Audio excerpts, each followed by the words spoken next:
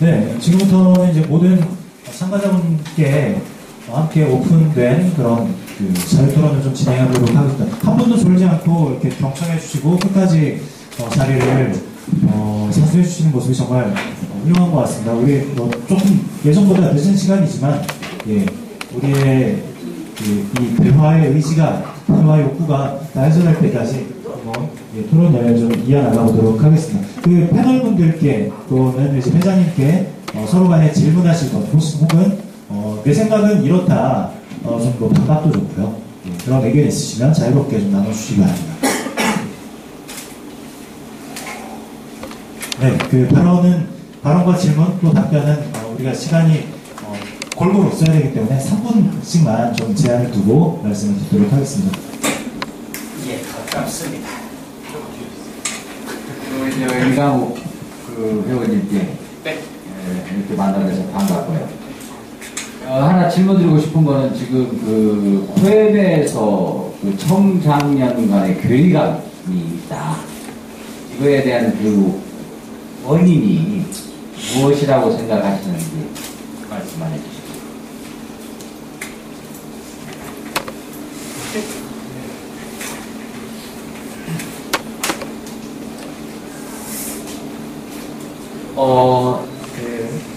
사실은 저도 여기 이 부분에 대해서는 오래 알고 지낸 지가 얼마 안 돼서 저도 잘 모르겠는데, 괴리감 같은 경우도 아마도 소통이 잘 되지 않아서 그런 것이 생기지 않았을까 하는 생각이 들고요. 괴리감이 들지 않게 하기 위해서는 서로 간에 양보도 필요한 것 같습니다. 조금 더 들어주고 의견이 어떤지 들어보고 그 사람 또 다른 사람의 의견은 어떤지 많이 들어보고 해야 되는데, 솔직히 이런 청장년층들 간의 대화가 제가 알기로는 워크숍밖에는 없는 걸로 알고 있습니다. 그래서 워크숍 말고도 또 다른 프로그램을 통해서 조금 더 괴리감을 줄일 수 있게 소통할 수 있는 그런 게 있어야 좀 개선되지 않을까 하는 생각이 듭니다. 괴리감을 느껴본 적 있습니까? 개인적인 생각으로는 아무래도 이제 저뿐만이 아니라 다른 청년층 친구들도 아마 느꼈을 겁니다. 뭐 이제 저희가 만날 수 있는 시간은 솔직히 캠프밖에 없다고 생각하는데, 이렇게 인사를 해도 받아주시는 분들도 있고 안 받아주시는 분들도 있고, 또 청년층 쪽에서도 인사하는 친구들도 있고 안 하는 친구들도 있습니다. 그 서로 이게 인사 이런 게 솔직히 기본인데, 그런 걸 조금 서로 받아주지 않으면은 조금 그런 생각이 들지 않을까 하는 생각이 듭니다. 본인이 그렇게 느꼈다는 거예요? 솔직히 저는 아직까지 저는 솔직히 네. 이강욱 회원은 괴리감을 느꼈는지 솔직히 잘 몰라서 질문을 드리는데, 저는 청년들한테 괴리감을 많이 느낍니다. 왜냐하면 청년들이 이 나이 든 형님들에 대해서 또 나이 든 계층에 대해서 접근하는 방법이나 또 대화 방법, 또 이 사람들이 생각하고 있는 어떤 친밀감, 또 아니면 유대관계, 이런 거에서 사실 나는 오히려 제가 그 질문을 드린 이유는 나이가 든 제 입장에서 상당히 친해지려고 노력을 해봤지만 젊은 친구들은 미꾸라지처럼 돈을 써도 밥을 사고 술을 사도 잘 안 온다는 거죠. 그래서 저는 괴리감 질문을 이렇게 하셨는데, 저는 저한테 했으면 좋겠어요. 왜냐하면 친해지고 싶은 마음이 있지만 오히려 거부당한 쪽은 오히려 우리 장년층이 아닌가, 그런 생각에서 그런 질문을 했습니다. 그래서 그래서 좀 그런 부분을 제 생각에는 청년 측에서 반대로 저희들하고 가깝게 지내려고 노력을 또 해야 되고, 또 어떤 문제가 있다면 그런 것들 뭐 이런 자리 아니면 또 개인적인 자리에서 이렇게 소통을 많이 하려고 노력을 오히려 청년 측에서 좀 많이 해주셨으면 좋겠다. 이런 부탁도 좀 드리고 싶습니다. 그래서 이제 제가 괴리감 질문을 드린 이유는 지금 청년들이 지혜 모임의 그 출석률이 저조하다. 이유가 장년층의 그 불소통에서 오는 그 현상이다. 아니 근데 저는 생각할 때 이제 질문을 청년들이 취업 등 이제 그 뭐 바쁜 일상으로 인해서 참여율이 적은 이유가 큰지, 역시 장년층의 장년층과의 그 불소통으로 인한 그 현상에서 오는 게 큰지, 그 앞서 김영기 그 지회장님도 이제 그거에 대해서 살짝 얘기를 한 것 같은데 어느 쪽에 그 현상이 크다고 생각하십니까? 비록 많지는 않지만 여러 청년 친구들 조금 많이 알고 있습니다. 솔직히 저희 나이대 친구들이 제일 많이 고민하는 게 지금 자기 미래에 대한 불안감, 그 다음에 취업, 그 다음에 학교 생활 이런 거에 부분에 대해서 되게 스트레스를 많이 받고 있는데, 그 외에 우리는 지금 혈우병을 가지고 있잖아요. 솔직히 다른 많은 하는 친구들이 있으면 솔직히 서로 소통하고 그런 기회가 많을 텐데, 아직 그렇게 많이 서로 이렇게 막 다른 사람들한테 밝히고 있는 친구들이 많지 않은 걸로 알고 있습니다. 그래서 제가 하고 싶은 말로는, 물론 다가가고 싶고 많이 알고 싶고 하긴 하지만, 조금 자기 미래에 대한 걱정이 많아서 조금 지회에 대한 프로그램 같은 참여율이 조금 저조하지 않나라는 개인적인 생각입니다. 그러니까 지혜 모임에서 장년들이 그렇게 지혜 모임을 해칠 만큼 불소통은 아니다. 네, 제 개인적인 생각은 그렇습니다. 네, 감사합니다. 예, 누가 더 소외받았냐, 누가 더 피해자냐의 논쟁은 부부싸움만큼이나 어려운 숙제인 것 같고요. 술자리에서 좀 더 이야기를 진행해 나가봤으면 좋겠습니다. 또 다른 주제와 질문이 있으시면 손 들고 해주시기 바랍니다.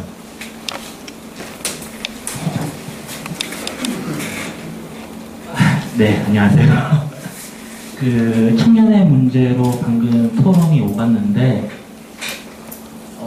그 괴리감이라고 표현을 하셨는데, 그쪽 입장에서 비슷하게 얘기를 하자면은 꼭 이제 혈우병으로서의 환우 회원들의 사이로만 아니고, 사실은 그 나이 차에서 오는 문제도 있다라고 생각을 해요.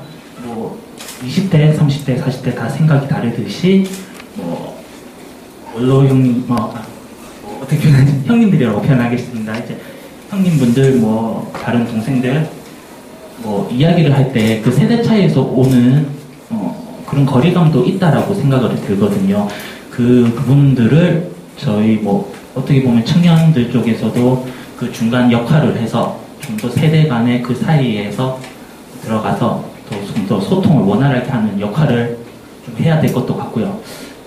그 얘기에 관계를 해서 저희 청년들이 이제 생각하는 그런 역할도 있겠지만은 패널분들 아니면 다른 회원분들이 생각하는 이제 청년들의 바라는 역할들도 좀 듣고 싶거든요.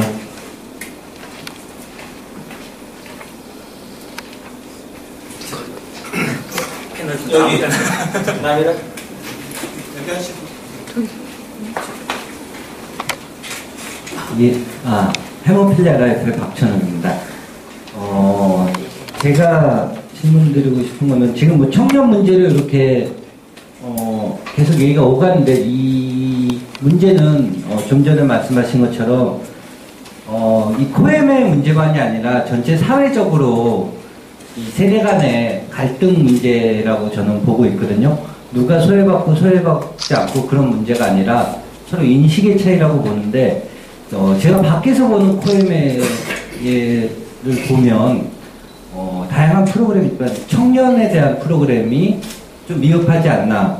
그래서 청년들이 와서 지금 과거는 생존을 위한 코엠회가 존재했다면 이제는 좀 더 나은 삶을 위한 그런 트렌드가 바뀌었는데 그런 거에 대한 차이가 있어서 젊은 층들이 쉽게 흥미를 느끼지 못하는 부분이 있는 것 같아요. 그래서 아까 이강환 원장님께서 말씀하신 것처럼 세대별로 세분화된 프로그램과 교육 같은 게 제대로 실행이 될 때, 예, 그럴 때 젊은이들이 참여할 수 있고 또 거기서 소통이 이루어질 수 있지 않나, 예, 저는 예, 그렇게 생각하고 말씀드립니다.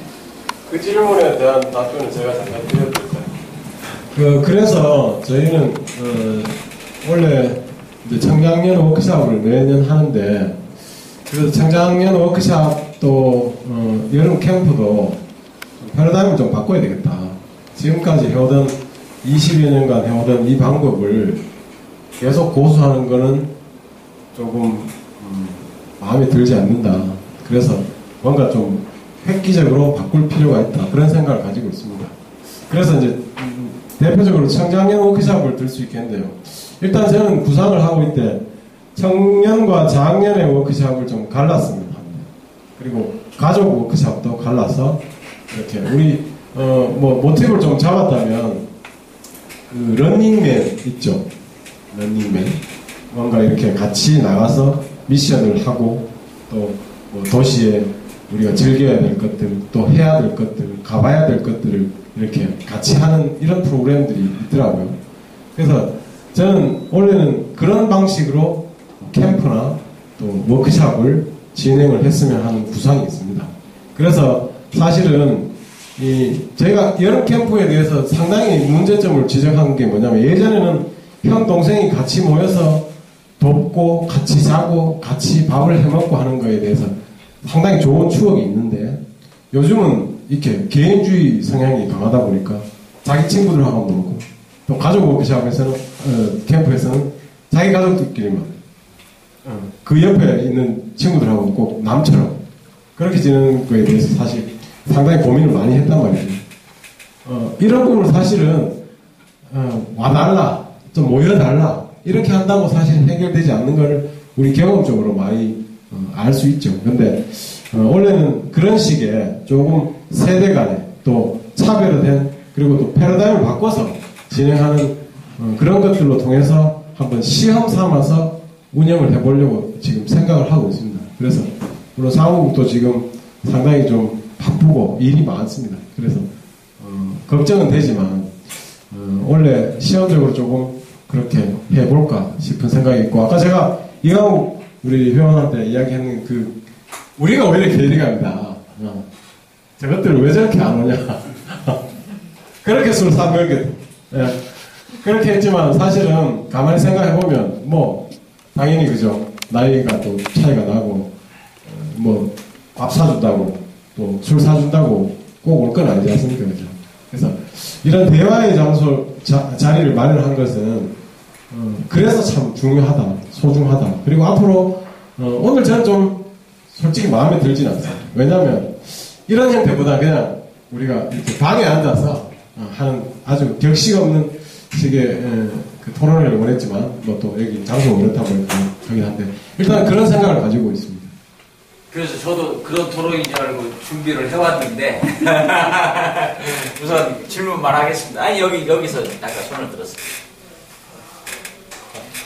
예, 아까 이제 말하려는 타이밍을 좀 늦어져가지고 이제 앞에서 좋은 말씀 너무 많이 해주셔서 제가 이제 특별히 더 대답할 거는 없을 것 같고요. 근데 그거는 아까 작가도 얘기 나왔지만 예전에는 저희가 뭉치게 된 계기가 치료 환경과 우리 삶의 그 유지를 위해서는 꼭 필요한 그런 투쟁이나 뭐 그런 게 필요해서 이제 더 잘 뭉쳤었는데 지금은 시대가 많이 바뀌었습니다.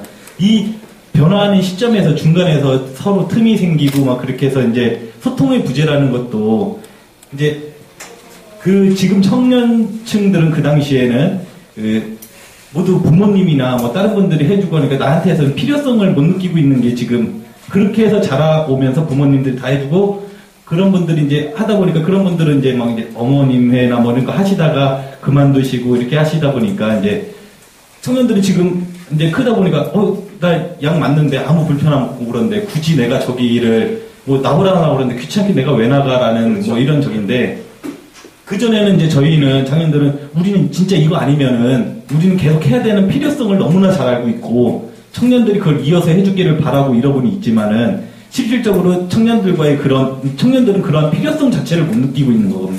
거라고 느끼고 있습니다. 저 역시도 그런 생활을 하다가 중간에 이제 그런 다툼 같은 게 너무 싫어서 한동안은 발뺀 생활을 하던 사람으로서 절실하게 아까 느꼈던 거고요. 그 세대가 변하면서 환경이 변하고 그런 거에 대한 그 기존의 포엠에서에는 그런 인식보다는 치료 환경 개선에 대한 그런 거에만 중점을 두고 했었는데 최근에는 뭐 보다 보면 이제 거기에서 좀 바뀌어서 이런 뭐 청년들과의 뭐 소통이라든지 해서 이제 치료 환경 개선만 하는 게 아니라 어떠한 뭐 장기적인 생활 질을 높이는 그런 쪽으로 좀 초점이 맞춰져서 그러니까 소통의 부재라고 하는데 그거에 소통의 부재를 저기 하는 거는 어찌됐든 지금 여기 대의원들이나 좀 나오신 분들이 좀 더 노력을 해서 연락을 해서 이제 왜 필요한지를 청년들에게 한 번씩은 이렇게 어필할 필요는 있다고 생각이 듭니다. 짧게 한마디만 하고. 근데 이제는 나오라고 한다 해서 나오는 사람들이 많지 않다고 보고 있습니다. 그래서 무엇이 필요한가를 먼저 이제 그 포엠에서는 고민을 해서 그 회원들이 필요한 거를 찾아서 이제 실행하다 보면, 사업을 하다 보면은 필요한 사람들이 하나둘씩 나오게 될 수 있겠다라고 생각합니다.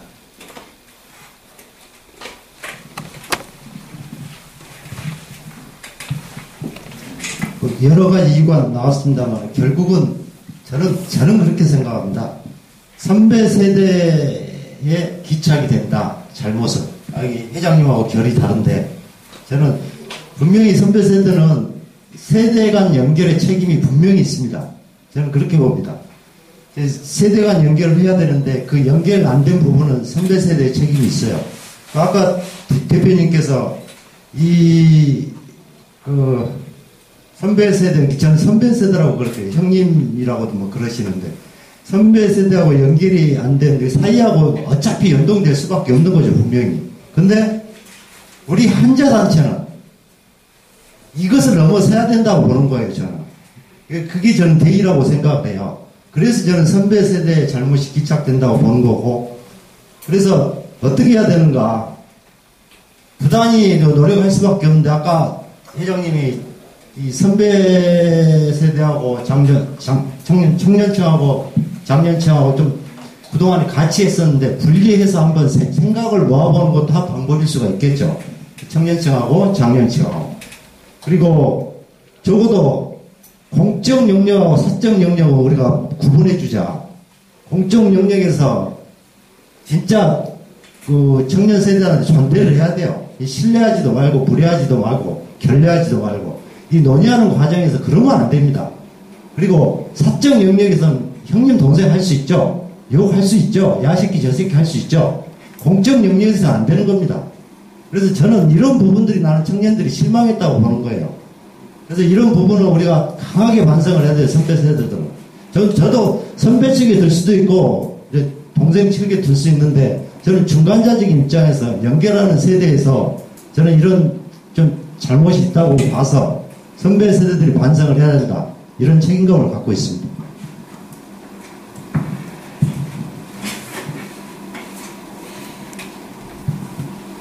네, 이런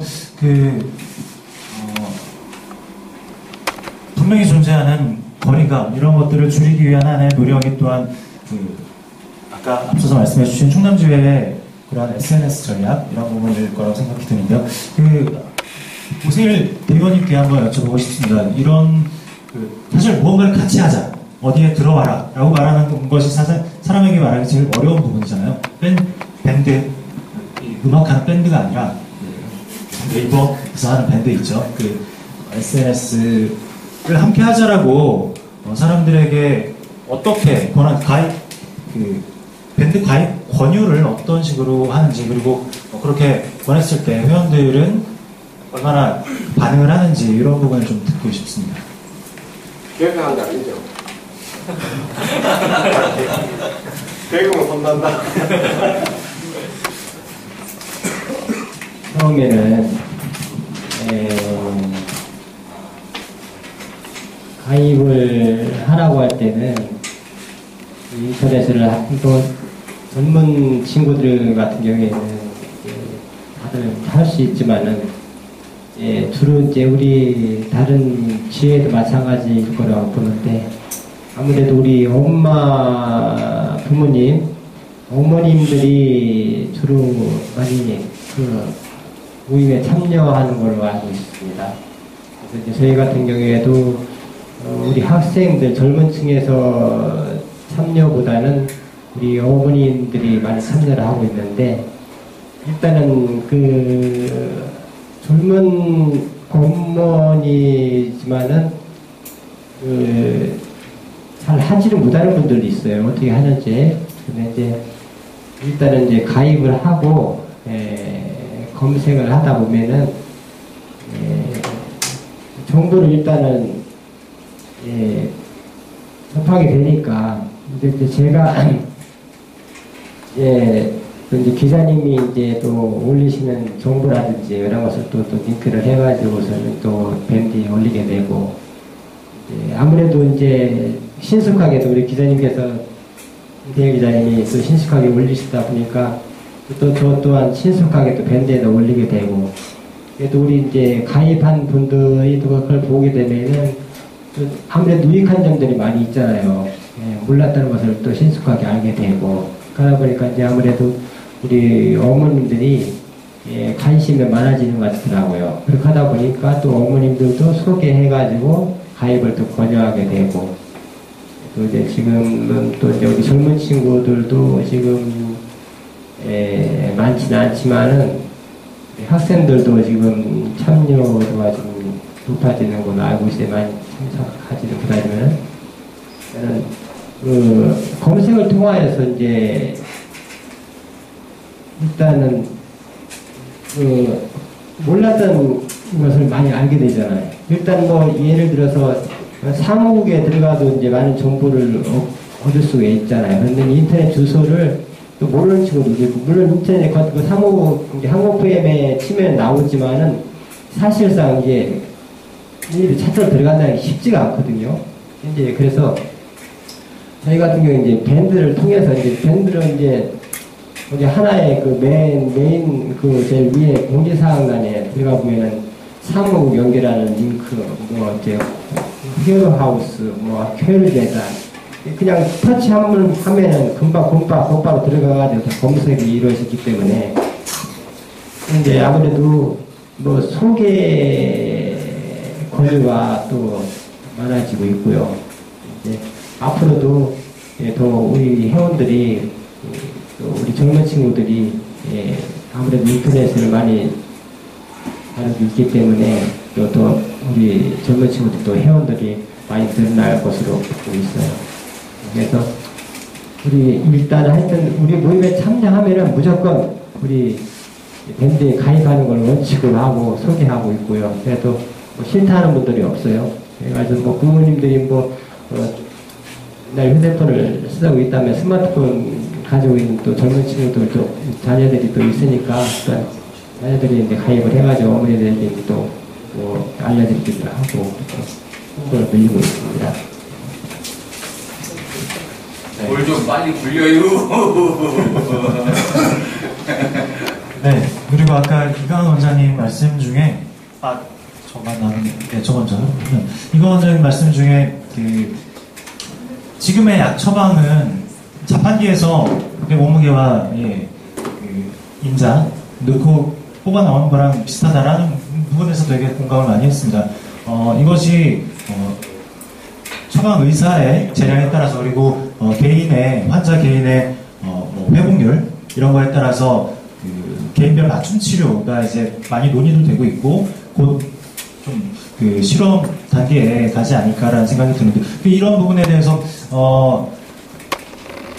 예를 들면 그 증상이 덜하고 많이 아프지 않고 또 약을 적게 맞아도 그만큼의 충분한 치료 효과를 볼 수 있는 친구들, 뭐 저도 그런 경우라고 볼 수 있는 약을 막 부족하게 쓰지 않으니까 이런 환자의 경우에는 그러면 처방 용량이 적어지는 문제도 있지 않을까. 물론 그 가능성이 있느냐 없느냐 이런 걸 떠나서요. 이런 부분이 발생을 했을 때 환자 단체 안에서 그런 부분을 조율해 나갈 수 있는 부분인 것인지 그리고 환자들도 그것에 대해서 일면의 양보라고 볼 수 있겠죠.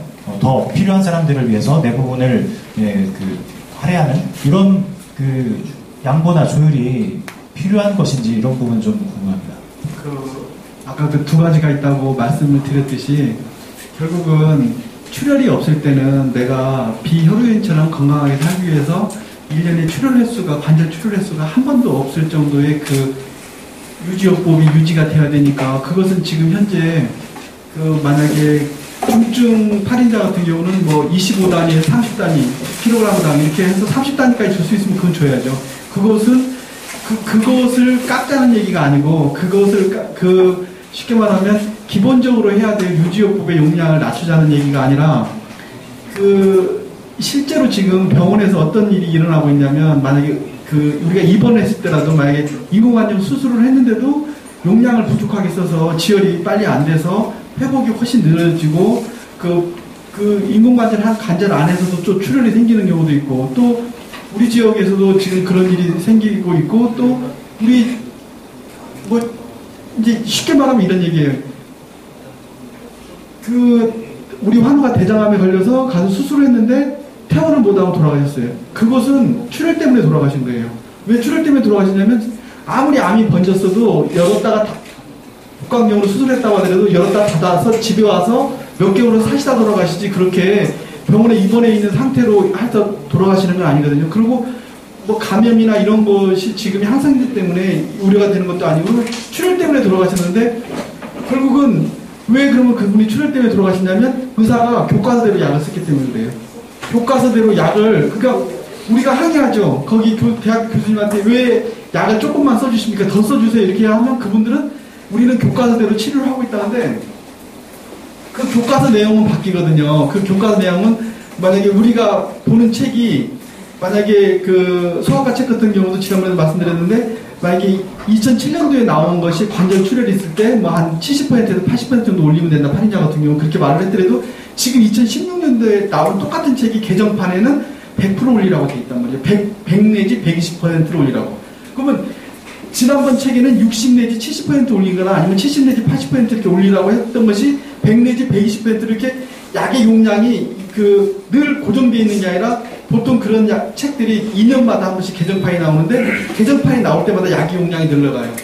그러면 지금 보면 아까 말씀하신 대로 뭐 회복률 검사를 해서 어떤 환자한테 계속해서 100%를 유지를 해줘야 되는데 지금 100%를 유지를 해준다는 의미는 뭐냐면 약을 딱 처음에 줬을 때 이게 100%가 아니라 이게 8시간 내지 12시간 후에 떨어져서 이 트라프 레벨이라고 해서 골짜기에 왔을 때 여기가 100%거든요. 그러려면은 요 위에를 150을 주든지 200을 줘야 되는데 여기를 100을 주고 계속해서 100을 줬다고 주장하는 거예요. 지금 현재 우리나라 치료 하는 의사님들이나 심평원에서 그렇게 하라고 하니까요. 그러니까 만약에 이번에 9살 먹은 우리 전북의 환우가 뇌 동맥류가 있어서 그게 일요일날 아침에 터졌어요. 그게 터졌는데 그러면 뇌수술을 했는데 지금 현재 보험 체계하에서는 뭐냐면 12시간마다 킬로그램당 걔가 8인자니까 킬로그램당 50단위를 줘서 이렇게 하루에 총 준 양이 100단위를 넘으면 삭감이에요. 100단위를 넘으면 그러면 걔를 100% 그러니까 킬로그램당 50단위를 주면 100% 주는 거죠. 100%를 12시간 간격으로 주는 거죠. 그런데 걔는 회복률 검사를 해봐야 되겠지만 9살짜리이기 때문에 방광기가 8시간이 채 안 될 거예요. 그러면 8시간마다 줘야죠. 8시간마다 줘야 되고 떨어지는 레벨을 트러플 레벨을 밑에 레벨을 100%가 되게 150%를 주든지 많이 줘야죠. 근데 그렇게 주면 다 삭감이죠. 그렇게 주면 만약에 그래서 애기는 밖에서 약을 갖다가 어차피 전북대병원은 약이 안 들어가서 밖에서 약을 갖다가 8시간마다 100%씩 줬는데 그러면 50단위는 킬로그램당 50단위는 하루에 삭감인 거예요. 그러니까 그런 치료를 어느 병원에서 하려고 하겠어요. 그리고 걔가 만약에 지혈이 안 되거나 아니면 지혈이 처음에 됐다가 나중에 급작스럽게 약을 줄이는 과정에서 재출혈되면 걔는 사망이에요. 그러면 그럼 아까 말씀드린 대장암 환자는 우리 익산에 사시는 내과 원장님이었는데 그렇게 해서 돌아가시면 그걸로 끝이에요. 뭐 누가 그거에 대해서 뭐 아무도 책임 안 져요. 교과서로 치기로 했다가 안 되는 건데요. 뭐. 그러니까 이게 황태주 이사장님한테도 그 이사장님의 그 익산에 있는 그 원장님은 그 이사장님이 2년 후배인데 왜 그렇게 치료했냐고 그러니까 교과서적으로 치료했다 이거죠. 일반외과 의사가 잘 모르니까 그냥 책에 나오는 대로 약을 썼다. 그 돌아가신다고 그랬습니다. 그러니까 정말 이렇게 그 환우단체에서 정말 그분들이 약을 제대로 쓸 수 있게끔 그 재량권을 확보해주는 차원에서 그 삭감 문제를 어떻게 해서라도 없애야 되는데 삭감 문제의 핵심은 누구냐면 심사평가원에 있는 그 심사 전문위원이라고 하는 의사들이거든요. 그 의사들은 생각을 절대로 안 바꿔요. 겁이 있어야 돼, 겁이. 겁이 있지 않는 한 아무리 그 사람, 복지부에서 그 사람들한테 명령해도 그 사람들 안 들어요. 그 이건수 교수님이, 경북대학교 이건수 교수님이 하신 말씀이 복지부 관계자하고 혈액학회 관계자하고, 그러니까 학자하고, 그 공무원하고, 심평원의 심사위원하고 같이 회의를 하고, 분명히 복지부에서 이해를 하고, 그렇게 하라고 심사위원들한테 얘기를 했음에도 불구하고 가서 삭감시키는 건 똑같아요. 전혀 변화하지 않는다고, 정말 이건수 교수님도 굉장히 뭐라고 할까, 이 문제를 어떻게 해결을 해야 되냐고, 도대체 말을 안 들어준다고, 도대체 그 심사 전문위원은 뭐 복지부도 필요 없고 아무도 필요 없는 사람들이야. 그러니까 법으로 그걸 우리가 한국 희귀질환 재단이나 이런 데하고 연계해서 희귀질환 환자들은 이렇게 보면은 두 가지 문제가 있죠. 왜냐하면 희귀질환이기 때문에 환자가 많지 않고 그러면 의사가 상당히 실험적으로 도전적으로 약을 써야 되고 그 환자가 계속 똑같은 아까 백혈병 환자들은 뭐 만성 백혈병 환자다 그러면 글리백만 주면 되니까 뭐 그거 혈압약 주듯이 그것만 주면 되니까 아무 문제가 안 되지만 이런 희귀질환은 정말 뭐 1년에 한 번, 한 달에 한 번 볼까 말까 하는 환자를 어떤 그 환자마다 다 다른데 자기들이 정해놓은 심사평가원의 심사 기준으로만 약을 쓸 수가 없기 때문에 삭감을 시키면 안 되고 또 하나는 그렇게 해서 삭감을 시켰을 경우에 그 병원에서 우리를 기피하고 안 봐버리니까 우리가 치료받을 병원이 없어지니까 그건 인권적으로도 안 되는 것이고 해서 그런 취지의 입법을 하게끔 한국 희귀질환재단하고 이렇게 서로 잘 커뮤니케이션해서 협력해서 그런 보건복지위원들을 설득해서 그런 법안을 발의해서 희귀난치성 질환 특별법에다가 살짝 끼워넣어야죠. 살짝 끼워넣고 나중에 삭감시키면 그 법을 근거로 해서 그 심사위원을 압박을 해야죠. 이건 정말 합법적이고 이렇게 하게끔 해야죠. 아까 그 물리적인 방법, 그 방법은 어쩔 수 없어서 쓰는 방법이지만 사실은 그런 방법보다 좋은 방법은 법적인 방법이 가장 좋고 절대로 기존 유지업의 용량이 절대로 줄어들어가는 것이 아니고 그것도 지금 3일에 한 번 쓰게 돼 있는 것도 가급적이면 고용량 유지요법식으로 이틀에 한 번 쓰는 걸로 늘려가야 되는 게 우리의 목표지 그걸 줄이자고 하는 얘기는 전혀 아닙니다. 네, 질문입니다. 네. 그럼 선생님께서는 청심이하고 통합 문제도 이런 대의 명분하고 굉장히 관계가 있겠습니다. 그럼요. 그렇죠. 예, 예. 예. 그런 이런 대의 명분을 가지려면 우리가 통합을 해야 되겠죠. 예. 그런 측면에서 저는 아까 선생님께도 말씀하셨는데 지금 혈우재단 의원에 따른 좀 안 된 말씀이지만 저는 원격 진료는 원칙적으로 좀 반대하는 측면이 굉장히 대면 진료가 돼야 된다는 게 사람 대 사람 간에 얼굴 보면서 하는 게 저는 원칙이라고 보는데 의사 편이시네요. 지금 대하는 사람이 아니, 강력하게 그렇게 주장하고 네, 그런데 지금 제가 혈우병을 가지고 있는 한으로서 지금 재단 의원에서 하는 저에 대한 진료 행위가 적어도 원격 진료만 또 좀 못한다 이런 생각은 강하게 갖고 있죠. 그런 측면에서는 원격 진료를 좀 찬성한다. 네. 모든 환자를 다 그거 당연하죠. 네. 그래서 이제 제 생각을 말씀드릴게요. 이런 대의 명분을 가지고 우리가 통합을 하면 적어도 우리가 대의적으로 조금은 좀 조직화된 힘을 더 강하게 발휘할 수 있지 않겠습니까? 저는 그렇습니다. 지금 이 단계에서 우리가 이 삭감 문제를 추진하기에는 저는 역량이 없다고 봐요. 분명히 저희들에게 힘이 없어요. 적어도 원장님 말씀하신 대로 저희 힘을 가지고 업무라도 누울 수 있는 그런 강한 힘이 가지고 있어야 되는데 그 원천은 저는 통합이라고 봐서 그런 쪽에 좀 많이 좀 노력을 해주시고 같이 좀 해주십사 하는 부탁을 드린 겁니다. 네. 뭐 그 부분에 대해서는 뭐 저도 공감을 하고요. 그리고 뭐 제가 회장 공약 사항에도 이 입법을 통한 이 삭감 문제 해결에 대해서 공약을 드린 바가 있는데 그 부분을 제시하게 된 근본적인 이유가 지금까지 계속 이야기했었던 그 부분이고 또 이렇게 실질적으로 이 법안 발의하는 부분에 대해서 이제 탄력을 받을 수 있었던 것은 이건수 교수님이 이제 이렇게 저희들과 이렇게 대화 자리에서 그런 부분을 제안을 하셨어요. 그래서 그런 부분을 얼마든지 현실적으로 직접 그 법안을 발의할 수 있는 국회의원과 자신을 매칭시켜주면 그 부분에 대해서는 자기가 책임을 지고 그런 일들에 이제 도움을 주겠다 이렇게 말씀을 하셨기 때문에 지금 이제 국회가 새로운 국회가 이제 나왔습니다. 그죠? 이렇게 열렸고 제 생각에는 빠르면 8월 아니면 늦어도 9월 하순까지는 이 부분에 대한 조율을 지금 해야 될 것 같아요.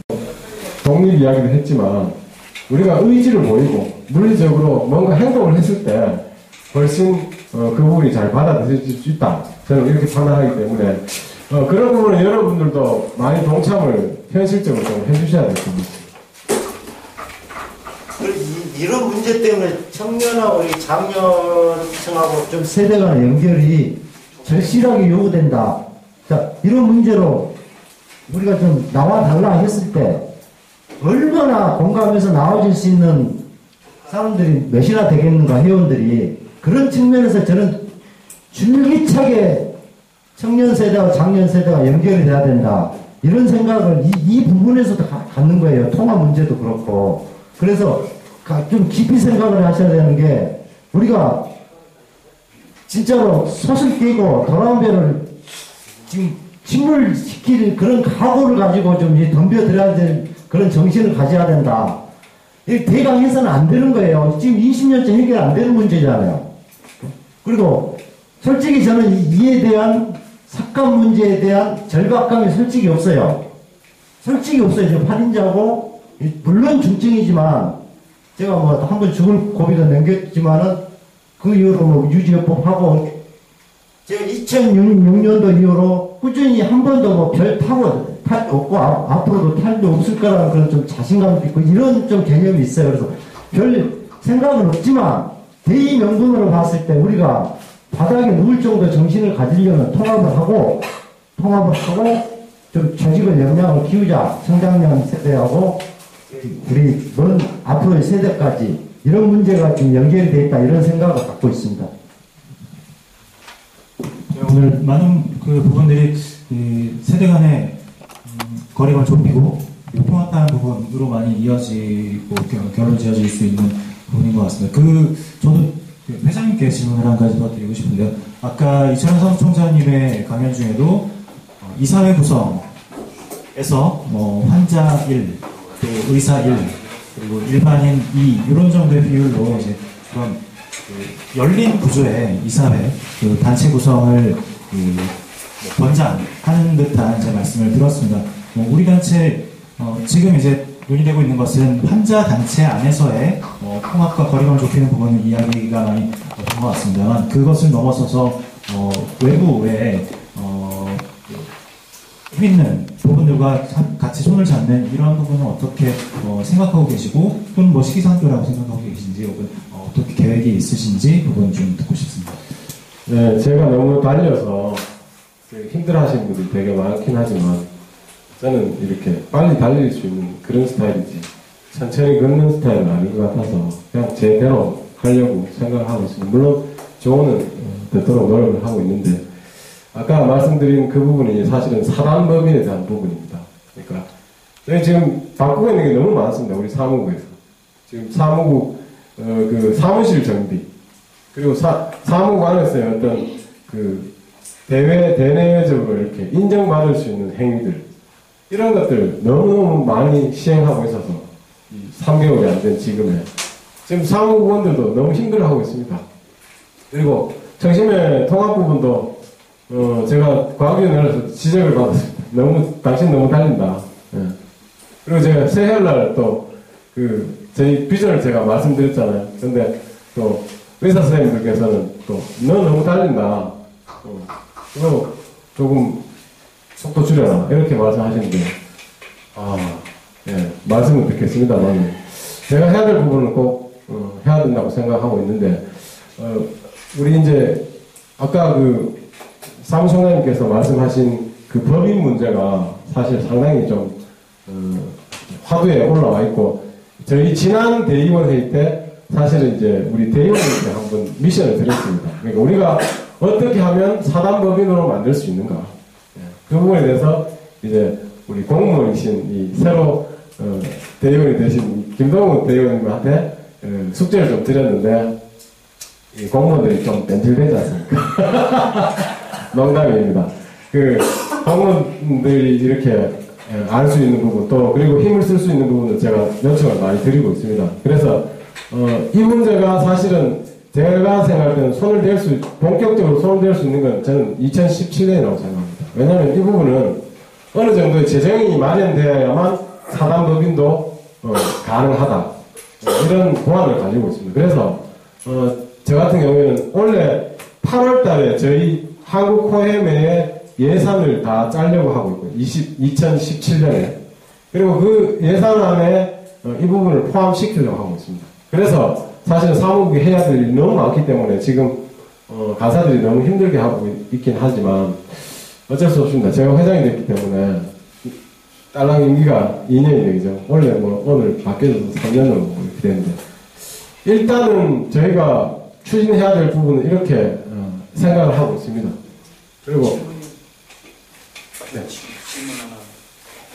지금 사단법인화를 하신다고 하셨는데 저희가 어찌됐든 이제 WFH나 뭐 그런 데서 인정받는 이제 어찌됐든 한국 혈우재단이 사단법인으로 존재하고 있는 거 아닌가요? 그건 사회복지법인 개념이 좀 다릅니다. 그러면 사회복지법인이 사단법인하고 사회복지법인하고는 다릅니다. 그런 사회복지법인이 아닌 사단법인이 그냥 회원들이 모여서 회원들끼리 어떤 힘을 실을 수 있는 그런 법인을 추진하신다는 거예요. 네, 그렇습니다. 근데 WFH에서나 그런 데에서는 어찌됐든 지금까지는 환자의 조직에는 WFH가 연계된 게 맞습니다. 그래서 사단법인화 하던 일반 비영리 법인이든 상관은 없다고 저는 생각합니다. 그러면 거기에서도 저희를 인정하는, 그러니까 기존에는 제가 알기로는 재단으로도 연락이 가고 그래서 그쪽에서도 대답을 한쪽으로 회계해라 그런 식으로 예, 이야기가 좀 깊어지는데 예. 안 그래도 원래 이제 세계 대회에서 저희가 이제 NHF와 미팅을 갔습니다. 이제 미국 같은 경우에는 제가 알고 있기로는 NMO가 2개로 알고 있습니다. 저희와 똑같이 재단과 또 환자 이 단체가 따로 있고 그러나 미국 같은 경우에는 힘이 강해서인지 몰라도 우리처럼 재단에만 대표가 있는 게 아니라 저희처럼 이 환자 단체에도 NMO가 있다는 거죠. 그래서 그 부분에 대해서 사실은 질문을 하려고 준비를 많이 하고 있습니다.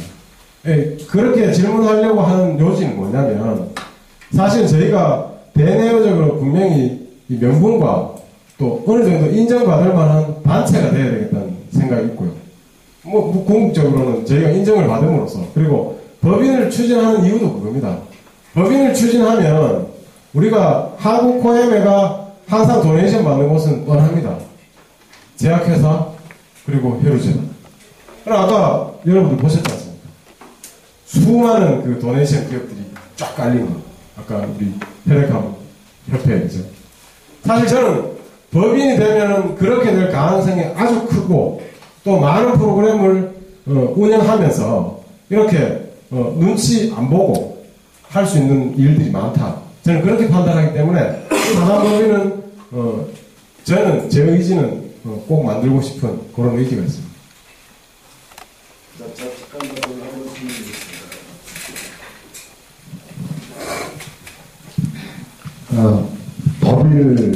사단법인을 만드는데 사단법인을 만들자는 건 저자하고 전쟁을 한번 하자는 얘기하고 똑같은 거예요.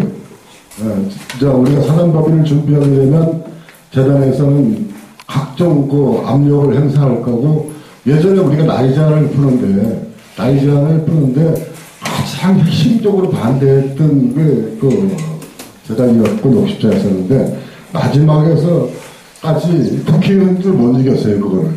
국회의원들도 그 사람들을 못 이겼다고.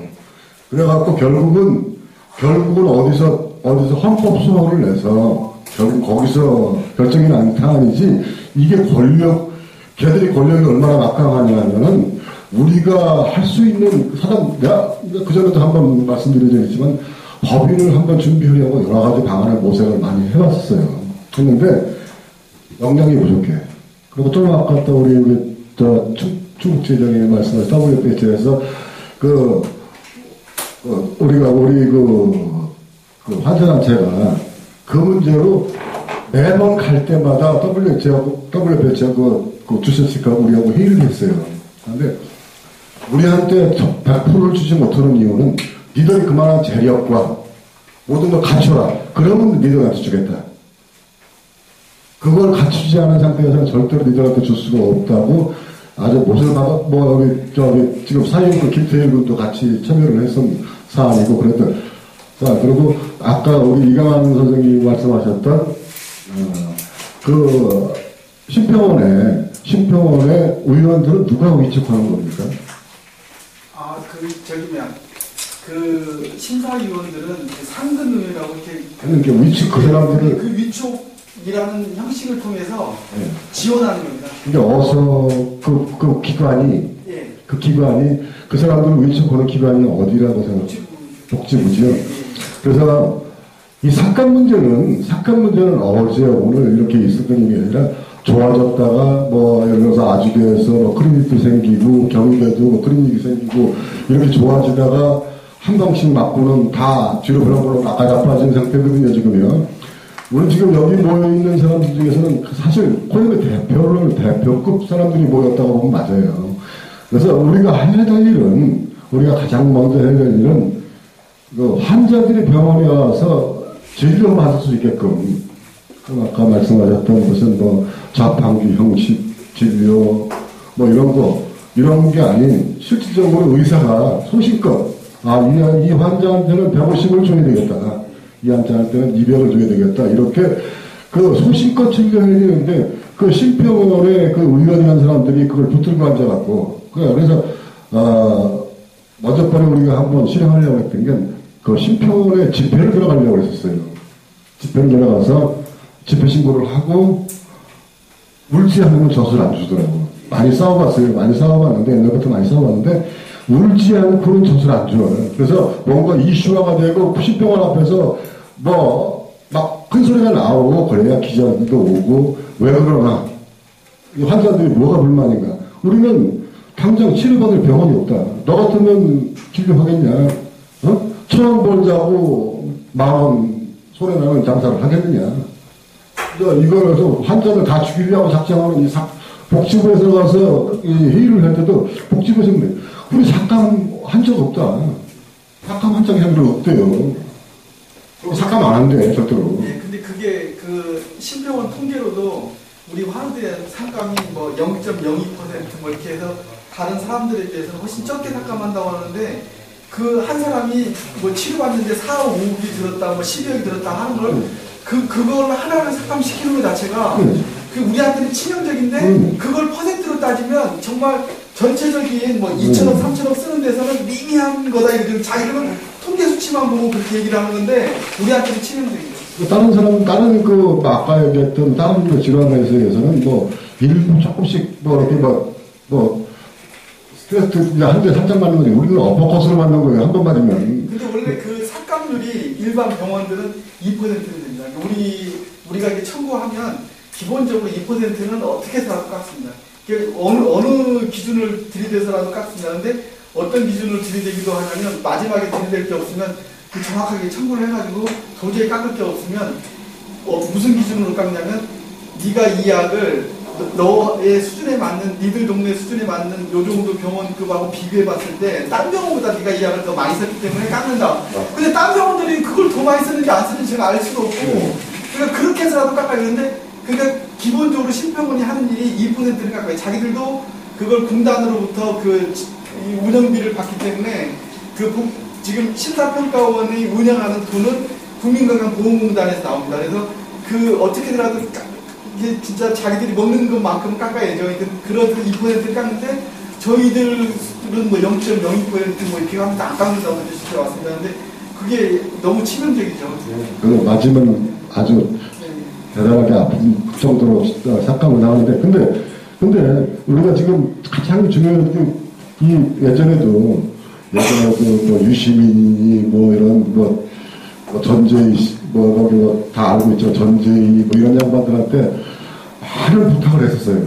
근데 들어주질 않더라고. 그런 문제가 하는데, 제일 중요한 거는 그 의원들을 이 헬프리아를 전문적으로 다루는 의사들이 의원으로 앉아야 된다는 거죠. 그래야 그 사람들이 이만큼 썼는데, 아 맞아, 그만큼 써야 돼, 이렇게 해야 되는데, 아까 얘기했던 대로 전혀 관계없는 질환 하는 의사들이 와갖고 혈액병을 보고서 뭐 깎아도 되겠네 이런 식이었다는 거죠. 그러니까 우리가 지금 코앞에서 강력하게 외쳐야 되는 거는 그 혈액병을 전문적으로 다루는 의사를 그 자리에 의원을 앉혀달라. 그래야 그 사람이 정확하게 판단을 내릴 거 아니야. 아, 약을 이만큼 쓴 게 맞다. 그러고 나서 삭감을 때리면 이해하겠다. 비전문가를 앉혀놓고 전문가 그 의사를 매도하는 행위 아니냐, 이거는 뭐 소리 못 되게. 그래서 우리가 제일 가장 급하게 소리내야 될 문제는 심사평가원에 우리 혈액병을 다루는 의원을 혈액병 전문위원으로 좀 오랫동안 혈액병을 다루신 우리 의사들로 바꿔달라. 아까 또 우리 또 이 청장년층에 대해서 얘기하는데, 사실은 제일 많이 겪었는데 지금 잘 되고 있는 거예요. 잘 되고. 이 거짓말 아니라 젊은 사람, 나도 젊어봤지만은 젊은 사람이 나이 먹은 사람들하고 앉아서 사실은 밥을 먹어도 젊은 사람들은 저쪽에 앉고 나이 먹은 사람들은 이쪽에 앉아. 그러니까 그게 오늘 일이 아니라는 거예요. 그렇지만 마음은 다 하나. 똑같은 뭔 문제가 생기면은 바로 다 같이 합칠 수 있어요. 그러니까 역할만 하는 좋은 의견 감사합니다. 특히나 삭감권에 관해서 좋은 방향 제시가 있었던 것 같고요. 네, 뭐 말씀하신 그런 청장년층과의 그런 의미에서 일단 바베큐 때는 좀 우리가 속고 앉아서 즐겁게 풀이를 해봤으면 좋겠고요. 이제 좀 자리를 마무리해야 될 시간인 것 같습니다. 뭐 예정보다 많이 길어져서 2시간 동안 열띤 토론을 이어가고 있고요. 더 추가로 좀 의견이 있으시거나 있으면 손 들고 말씀해 주시기 바랍니다. 우리 여기서 네네 바깥에 빠르게 하셔야 돼요. 옥출출해도 말씀드립니다. 앞에 계신 분한테 말씀드리는 것이 아니고요. 방금 전에 말씀하신 여기 유덕현 의원님께 말씀을 드리겠습니다. 우리가 지금 사단법인 그 말씀을 하셨잖아요, 회장님께서. 근데 그것은 재단하고 이게 싸우는 거라고 했는데, 저는 그것을 떠나서 이것은 언젠가는 우리가 해야 될 일이고 극복해야 될 일이라고 생각을 합니다. 그래서 미리미리 잘 준비를 하셔가지고 2017년도에 한번 그게 멋지게 해서 한번 추진을 잘 했으면 좋겠고, 저희들이 이것을 뒤에서 응원하고 힘을 합쳐야지 재단이란 큰 돌이 있어서 그 앞에 거대한 산이 있어서 못한다. 그것을 버리고 한번 도전을 해봤으면 좋겠습니다. 제가 기본적으로 말씀드리고 싶은 건, 재단과 싸우는 일이라면 저는 하지 않겠습니다. 만약에 그 사단법인을 만드는데 재단과 싸우는 일이라면 저는 절대로 안 합니다. 필연적으로 싸움을 하게 돼 있는 사안이에요. 이 사단법인 추진이. 그거는 모릅니다. 근데 지금 지금 두 분이 말씀하신 것은 재단이 그 코에메를 조종할 수 있다. 심한 말로 하면 코에메를 자기들 밑에 있는 기관처럼 뭔가 자기들 마음대로 할 수 있다고 생각하게 되면 법인 만드는 거에 대해서는 부딪히죠. 그렇지만 그게 아니라 정말 자기들 그 정관에 있는 대로 그 환우들을 위해서 있는 조직이라고 하면은 환우들이 자립할 수 있게끔 도와줘야죠. 그게 맞지만 우리를 갖다가 조종하고 자기들 마음대로 할 수 있는데 우리 자기들 마음대로 할 수 있는 소란계에서 벗어나려고 한다고 생각하면 당연히 부딪히죠. 당연히 목숨 걸고 안 만들고 비영리 민간단체를 획득했는데 재단에서 지원을 모든 지원을 끝났어. 그래서 올라가 싸졌더니 그걸 반납하래요. 그걸 반납하면 지원을 사례가 있더라. 시간은 대연했습니다. 근데 논의를 해봐야죠. 이제 조금 그때 당시에 전문의는 좀 우리 회장님 안 싸우고 가는 방법을 알아요. 안 싸우고 할 수 있는 방법을. 알겠습니다. 그걸 준비를 많이 해갖고 용역비도 1,000만 원을 들어서 용역비까지 줘갖고 그걸 받았어요. 근데 받은 것도 있고 기록도 있고. 네, 도움 좀 주시기 바랍니다. 남은 6개월 동안 열심히 했습니다. 네, 원론적인 얘기부터 방금 그런 실효성 있는 이제 부분까지도 많은 토론이 오고 간 것 같고요. 제일 막내는 누구죠 여기서? 코에메가 25 됐다고 하는데 25보다 적은 친구 있나요? 그래요? 그럼 우리 태규. 그렇죠. 뉴페이스의 뭐 이야기도 한번 짧게라도 들어보고 마무리가 되었으면 좋겠습니다. 누군가요? 여기 마이크. 저 친구가 태그예요. 네, 오늘 뭐 어땠는지 들었던 생각이나. 오늘 이게 발표해 주시는 거 다 듣고 얘기 들어봤는데 처음에는 되게 하고 싶은 말이 많았습니다. 저도 이제 뭐 가입한 지 뭐 이제 2년 정도 되는데 처음 왔을 때 느꼈던 거랑 지금 와서 느끼는 거랑 좀 많이 달라가지고 하고 싶었던 얘기들이 많았는데 듣다 보니까 제가 하고 싶은 얘기를 다 해주시더라고요. 이제 뭐 청년층은 뭐 어려서 지금 뭐 어른들이랑 안 어울리려고 한다 막 그러는데 그건 어쩔 수가 없는 것 같아요. 제가 아빠랑 지내도 거리감이 있거든요. 근데 이게 뭐 1년에 몇 번 볼 수도 없는 사이인 것 같은데 이게 막 친해지려고 억지로 하다 보면 오히려 또 뭐 불화가 생길 것 같기도 하고 그냥 일단 뭐 어린 애들끼리 먼저 친해지면 뭐 이제 중간 단계 뭐 강욱이 형이 이제 어른들이랑 친해져서 강욱이 형이 이제 우리에게 알려주는 거죠. 뭐 코에메가 없어지면 코에메가 뭐 지금 뭐 약해지면 우리한테도 영향이 온다. 그러니까 중요하다. 이걸 알려주면 더 쉽게 와닿을 수 있을 것 같고 아까 전에 뭐 이강화 원장님이 말해주신 뭐 그 원격 진료 그것도 되게 좋다 생각하는데 그것도 악용할 수 있는 방법이 또 많은 것 같아요. 들어보면 약을 또 허투루 쓸 수도 있고 뭐 서로 공유를 뭐 쉽게 해서 그러면 뭐 병원에서 당연히 안 좋다고 돈 많이 나가니까 안 좋다고 할 것 같아서 그런 방법도 제대로 연구하다 보면 좋은 방안으로 갈 수 있을 것 같습니다. 이상입니다. 여기서 이 친구하고 나하고 이 친구 제일 어린 친구랑 제일 많은 친구 그래서 서로 악수 한번 하면 성장이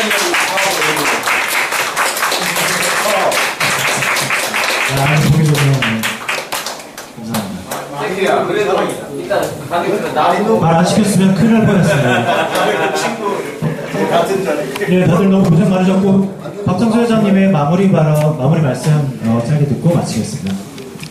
예, 오늘 너무 즐겁고 좋습니다. 기분이 되게 상쾌해지고 여러분 말씀을 많이 들으면서 내가 또 내 안에 많이 갇혀 있었구나 그런 생각을 짧게나마 했습니다. 우리가 사실은 어떤 일을 할 때 혼자 할 수 있는 일은 저는 없다고 봅니다. 그래서 장애이든 청년이든 나이가 어리든 많든 아버지든 형님이든 이런 것들을 생각하지 말고 우리가 서로가 서로에게 도움이 된다면 그 세대 간의 벽이 허물어질 것 같고 또 서로 노력을 해야 될 것 같습니다. 그런 부분에서 많이 이 시간에 배운 것 같고 또 우리가 앞으로 계속 이런 일들을 해 나가면서 우리가 지금 참여하고 있는 지금 이 현장에만 온 분들만 해도 얼마나 머릿속에 우리를 위하는 방법 또 우리가 가져야 되는 방법들을 많이 가지고 있는지 모르겠습니다. 근데 아직도 수많은 사람들이 약도 맞지 않고 약을 맞지 않는 것을 자랑 삼아가면서 자기는 혈우병이 아니라고 외치면서 자기 몸을 망가뜨리는 사람들이 너무나 많다는 것들을 여러분도 잘 아실 겁니다. 우리가 코에메가 사실은 이런 일들을 위해서 여러 가지 방법들을 모색하고 있습니다. 그래서 그 안에는 여러분들의 아이디어도 필요하고 또 힘도 필요하고 그리고 서로가 서로를 믿어주는 그 신뢰의 관계도 필요합니다. 그래서 앞으로 우리 전국의 지회 그리고 코에메 그리고 사무국 이 모두 회원들이 합해서 우리 어려운 일들을 해결하게 나갈 수 있도록 많이 대화하시고 또 서로 미워하지 말고 상대방을 존중하면서 높은 인격을 가지고 이 앞으로의 다가올 한국 코엠의 미래에 대해서 그리고 저기 적혀있는 10년 후의 코엠에 대해서 아주 밝은 비전을 가졌으면 좋겠습니다. 오늘 너무 늦었는데요.